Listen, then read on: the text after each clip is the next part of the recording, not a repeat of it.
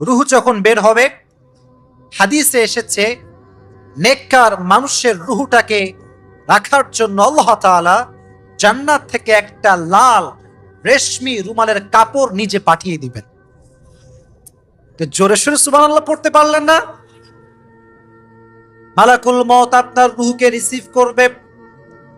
কাফাম মিন নাকফানিল জান্নাত ওয়া হানুত মিন হানুতিল জান্নাত, জান্নাত থেকে একটা রেশমি রুমালের কাপড় নিয়ে আসবে।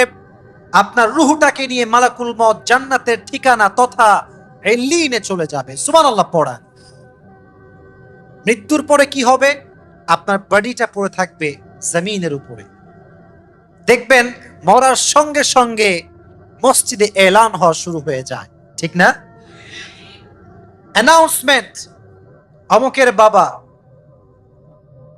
অমুকের ছেলে, অমুকের মা আর নাই। যখন যে এলাকায় কেউ মারা যায়, ফেসবুকে যারা আমরা ফ্রেন্ড লিস্টে আছি, বারবার একই পোস্ট শো হয়, অমুকের বাবা আর নাই, ইন্না লিল্লাহি ওয়া ইন্না ইলাইহি রাজিউন, হি পাসড অ্যাওয়ে, শেষ, মরে গেছে, জীবন শেষ। এটা হচ্ছে আমাদের মৃত্যুর পরের সময়। তো দেখবেন আপনারা মৃত্যুর পরে অনেক লোক বাসায় জমা হয়ে যায়। মাথায় রাখবেন, আপনাকে মৃত্যুর পরে যারা দেখতে আসবে তারা সবাই যে আপনার শুভাকাঙ্ক্ষী হবে তা কিন্তু না। মৃত্যুর পরে আপনার বেঈমানরাও আপনার লাশের দিকে তাকিয়ে কান্নাকাটি করবে, ঠিক না? লাশ পড়ে থাকবে, বেঈমান কান্নাকাটি করবে। একটা কথা মাথায় রাখবেন, মানুষের প্রশংসা মানুষ তখন করে যখন মানুষ মরে যায়। মরে গেলে মানুষ প্রশংসায় ভাসিয়ে দেয়। আর একটা সত্য বিষয় হচ্ছে এইটা, লাশের সামনে বেঈমানরা এমন একটা ভাব করে যে কতই না ভালোবাসতো। এরকম বেঈমান আছে না নাই? আসলে প্রিয় ভাইয়েরা, দুনিয়ার মানুষের ভালোবাসার ভেতরে স্বার্থ আছে না নাই? আরো জোরে বলতে হবে, আছে না নাই? আমি সবসময় যুবকদেরকে কিছু কথা বলি এবং খুব বাস্তবমুখী কথা বলার আমি ট্রাই অলওয়েজ করি। আমি বারবার বলি যুবকদেরকে যে যুবক ভাইয়েরা, বেঈমানদের চেহারা সবসময় সুন্দর হয়, বেঈমানদের কথা সবসময় সুন্দর হয়, বেঈমানদের আচরণ সবসময় সুন্দর হয়।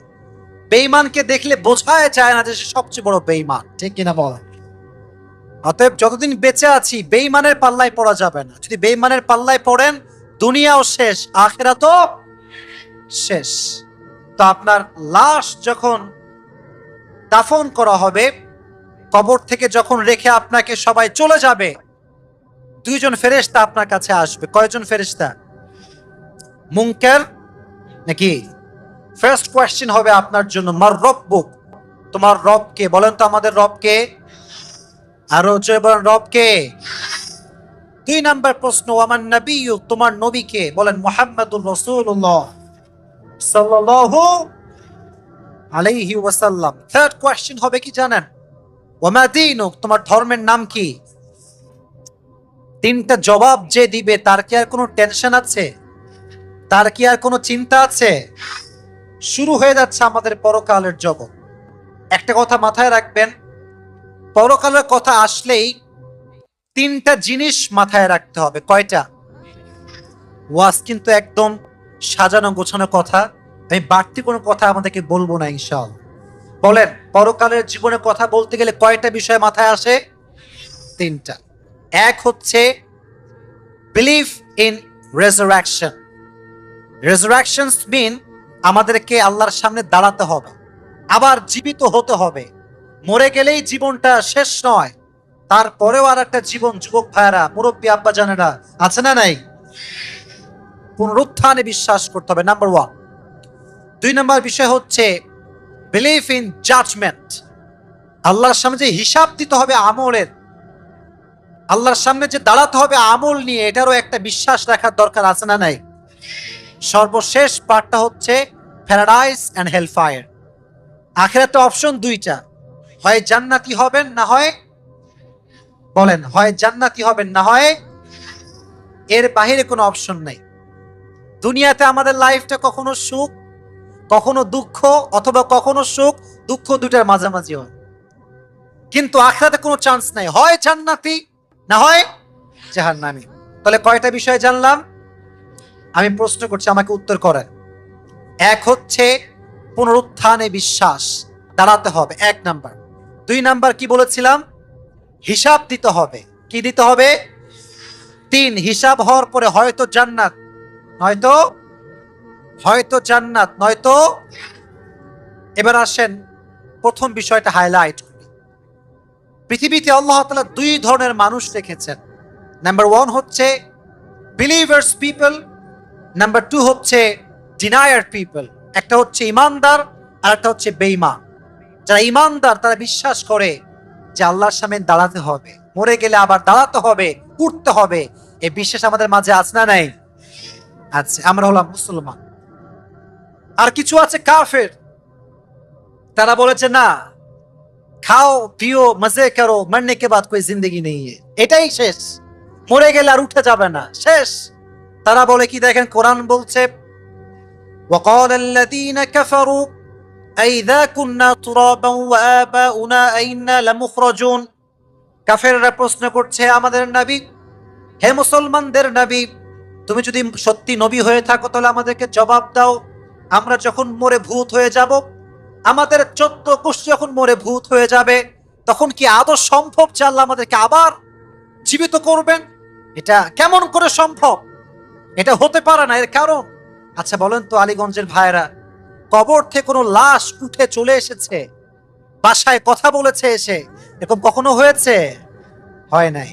তারা বলে, is it really possible that Allah will resurrect us again? এটা কেমনে সম্ভব? মরে গেলে সব শেষ, দ্য ম্যাটার ইজ ক্লোজ, আমরা আবার কেমনে উঠবো?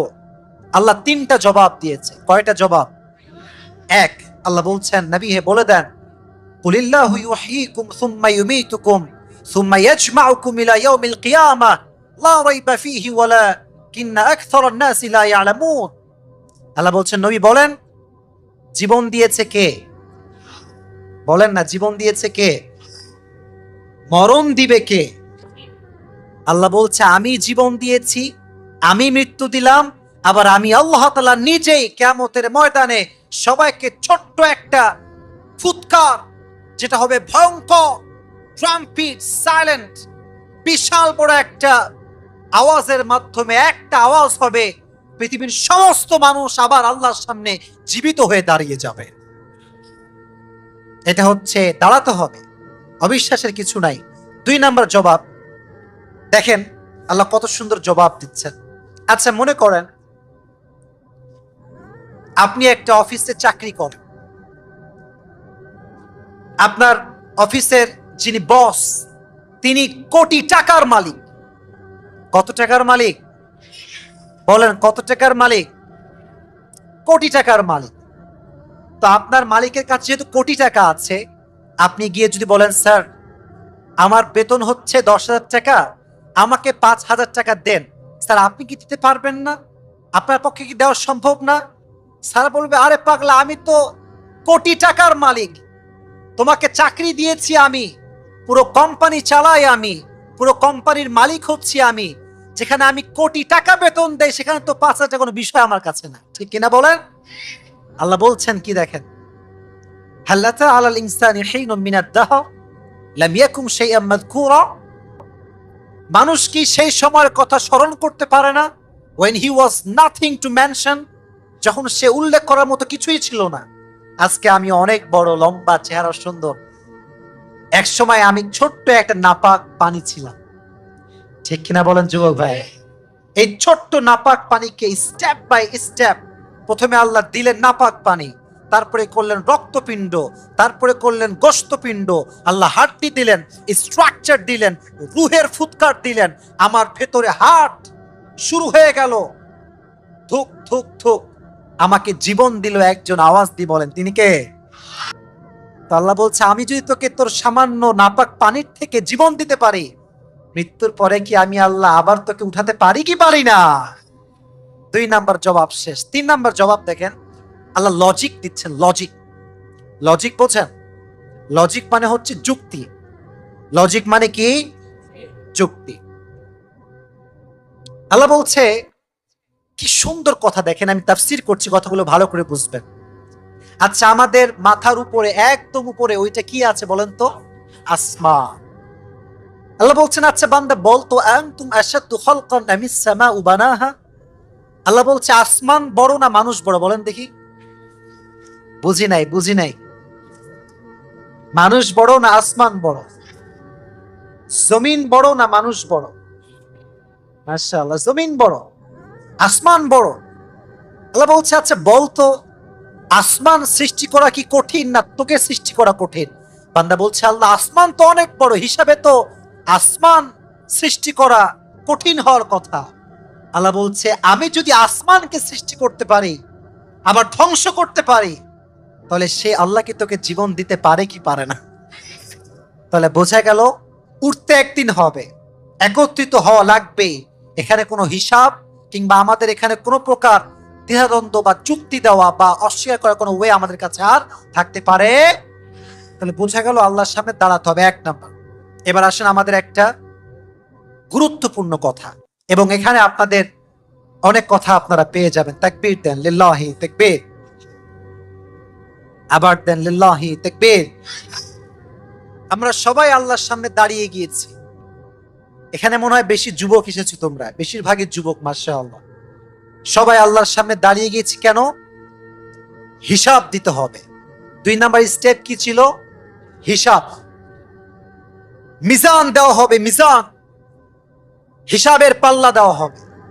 এটা এক বড় মারাত্মক সময়, কোনো কিছু ছাড় দেওয়া হবে না। ফামান ইয়ামাল মিসকালা যাররাতিন খায়রান ইয়ারা ওয়া মান ইয়ামাল মিসকালা যাররাতিন শাররান ইয়ারা।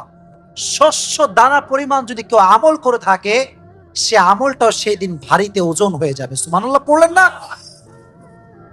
আমল নামা ওজন দেওয়া হবে।